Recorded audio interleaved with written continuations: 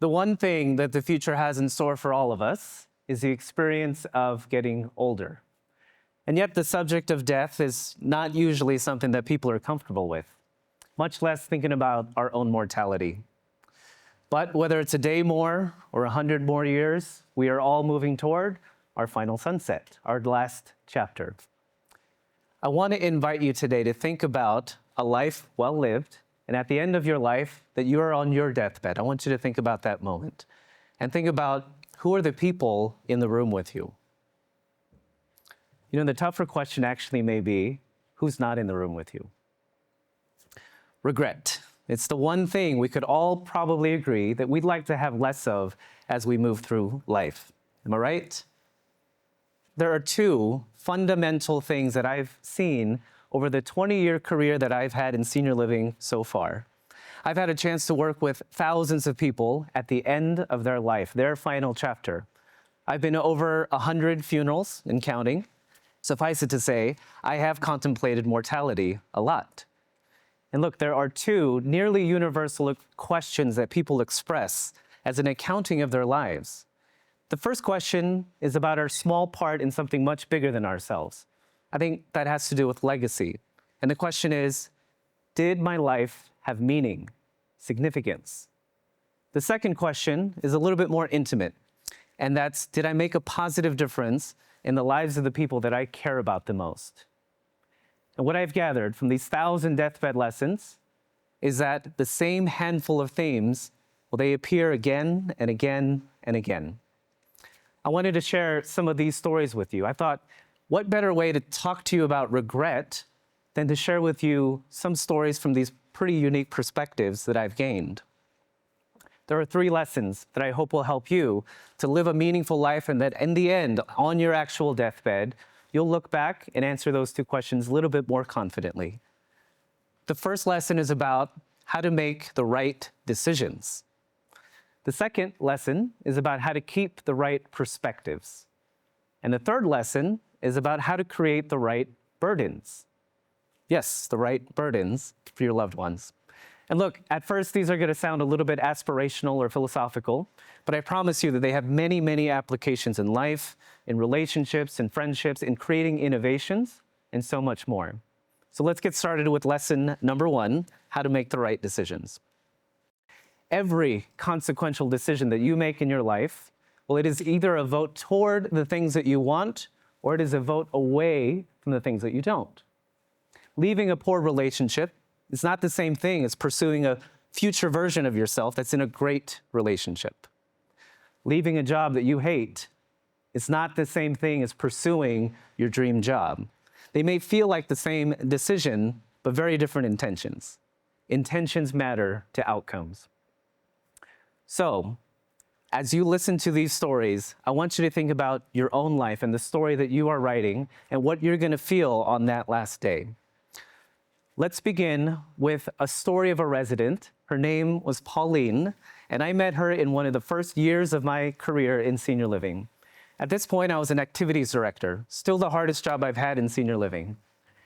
I met Pauline, and at this time, Pauline was already living with late-stage Alzheimer's disease. But that's not the thing that I remember most about her. Pauline was from New York, and she loved music theater. So when I heard that her favorite musical was coming through town, I was so excited to tell the family about it. And you can imagine my surprise then when this very loving family said to me, "James, that's such a sweet thought. But the truth is, my mom is not going to remember that tomorrow. So we just don't think it's worth putting her through the potential trouble for something she's not even going to remember." And even then, at the start of my career, before I learned much more about dementia, this logic just didn't sit well with me. Maybe you're having a similar feeling right now. But thankfully, we explored the conversation a little further. I convinced the family. I was a little more charming that time of my life. And I reassured the family that I'll be there personally, and at the first sign of real trouble, that we would turn back and we would go home. So they agreed, and the outing was on. So we went to the show. Pauline was dressed up in probably an outfit she hadn't worn in a while. And you can imagine what happened from there. We went to the show, we sat down, and from the moment that the curtains opened and the orchestra blared, her face came alive. I wish I could tell you what the show was about, but I was glued to the expressions of joy on Pauline's face. I went back to work the next day, and the thing that the family thought was going to happen, well, here's the thing. Turned out they were right. She had no memory of what happened just 12 hours ago. But two profound things changed after that. The first was that Pauline retained some positive emotion about me, and she was just kinder to me from that day forth. All of my team members were like, what happened? Why is she so much nicer to you? Later, I would learn, here's a little dementia tip. People in moderate to late stages of Alzheimer's and dementia can actually form new relationships, and they can maintain those relationships. It just requires that you, the care partner, takes a little bit more initiative in creating those relationships. Okay, the second and more profound thing that happened after that was that my perspective changed. In that moment, in that theater, I learned joy does not need to be remembered in order for it to have been meaningful. Think about every decision that you're making. If you want to make the right decisions more consistently, think about what am I moving toward, not just what am I moving away from. Okay, the second story today is about the right perspectives. I've learned that in order to keep the right perspectives, you have to have a North Star in your life.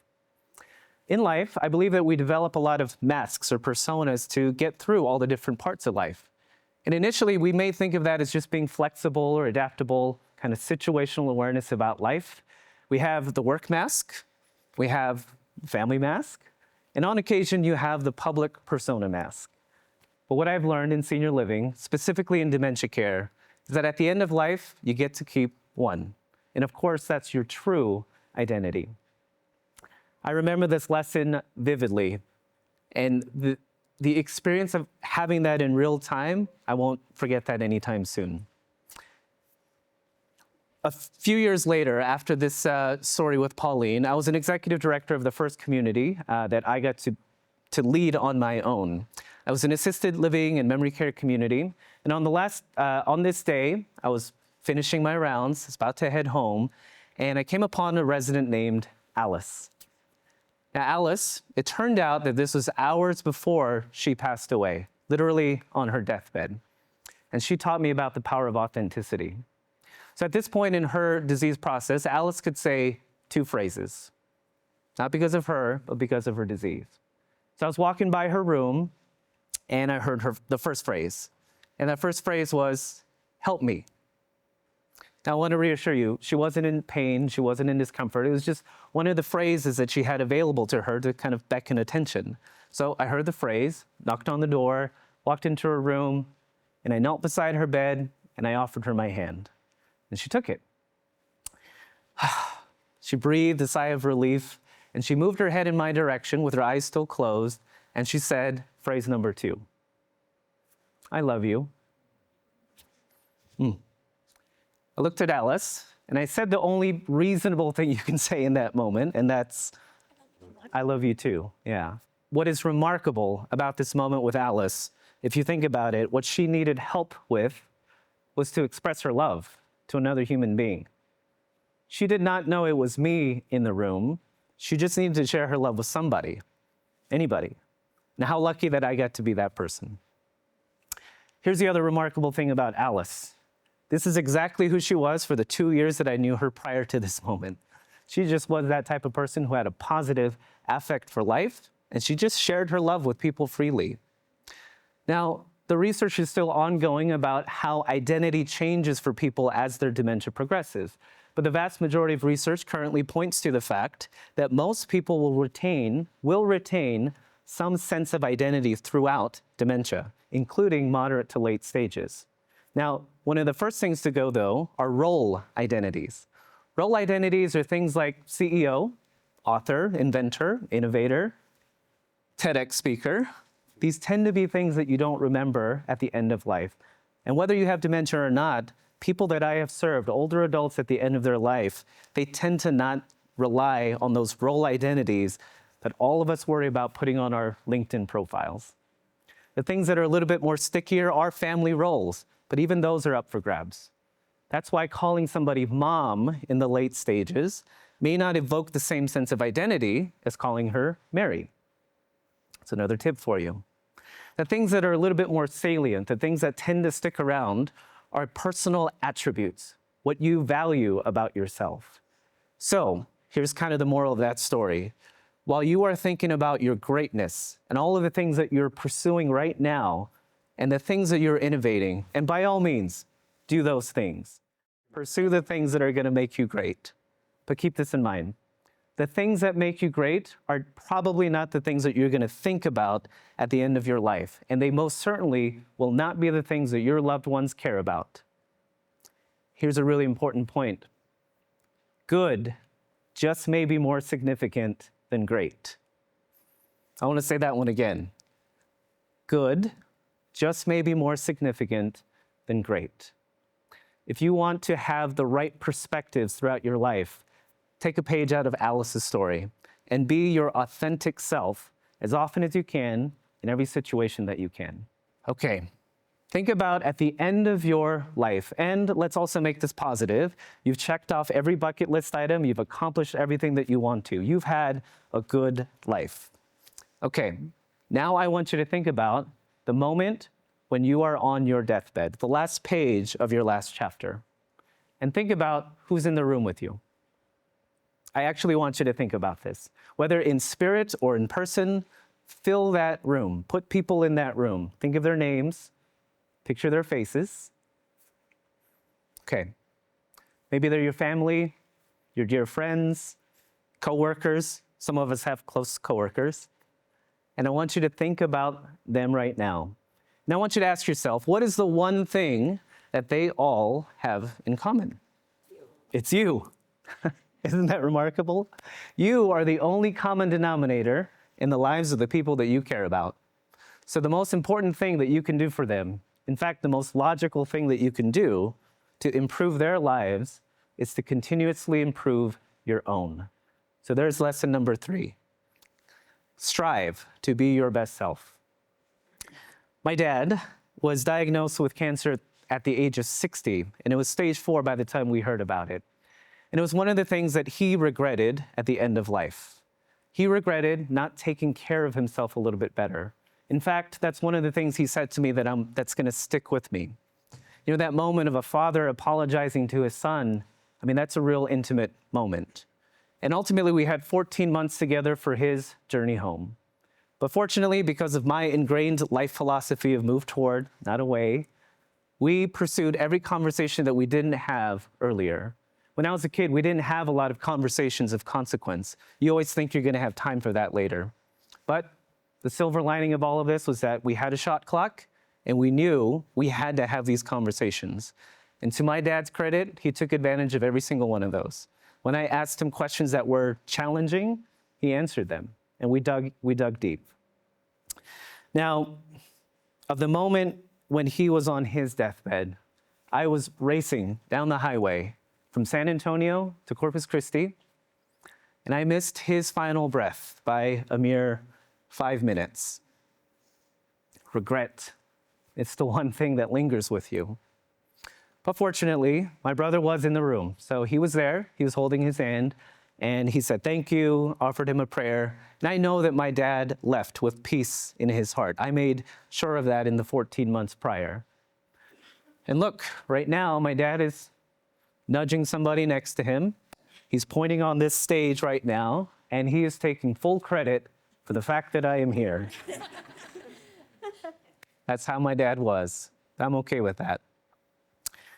See, in life, when you think about keeping the right perspectives and making the right decisions, and this last one is important, creating the right burdens. When seniors choose senior living for themselves, there's really one consideration that they think of more than any other. And you'll probably be able to fill this sentence in too. They say, when I get older, I do not want to be a burden on my family. Okay, I've seen thousands of stories. Let me give you a spoiler alert. You will be. You will be a burden on your family, but there is a positive orientation to it, and there's a more challenged one. The positive orientation to it means that the person that you are caring for has probably taken care of the things that are consequential, taken care of their finances, taken care of their health as best as they could, had conversations of consequence, dug deep into the more uncomfortable parts, and faced it. And because of that, the people who are closest to them now, they live a less complicated version of burden. It's a positive thing. I think that burden is actually love, just being accountable to another person. Also, there are people that we support now that are probably living a little bit more complicated version of their last chapter, and it isn't because of dementia. If you take care of your conversations that you need to have, if you take care of your family, if you take care of yourself, you will create a situation where your burdens are positive ones. I took on the burdens of caregiving for my dad out of love. We moved toward reconciliation and love and conversations that he wanted to have. And I'm grateful that he took the opportunity to do that. So this third lesson about how to create the right burdens, if you are the only common denominator in the lives of the people that you care about, then you taking care of yourself is not selfish. It's actually a love letter for the people that you're gonna leave behind. To live in a way where you have less regrets at the end of your life, these 3 lessons, I really hope that they help you. In order to make the right decisions, move toward, not away. In order to keep the right perspectives, think about, I'm gonna take that one back. If you wanna keep the right perspectives, be your authentic self. And the third and final lesson, in order to create the right burdens for your loved ones, strive to be your best self. I have thousands more stories to be a part of. I have hundreds, maybe thousands more funerals to go to, and I'm sure that I will update these life lessons along the way. But for now, I get to honor their stories of Alice, Pauline, and my father, and the thousands of other people whose lessons have imprinted on my heart. And I hope that in some way they help you to live in a way that you're gonna have less regrets. Here's the thing. You get to write that last chapter, and whether it comes a little bit sooner than we'd like it, or at the end of a long and happy life, that last chapter is coming. But the good news is that you hold the pen to it. I hope that these stories help you to write not just a great one, but a good one. Good luck.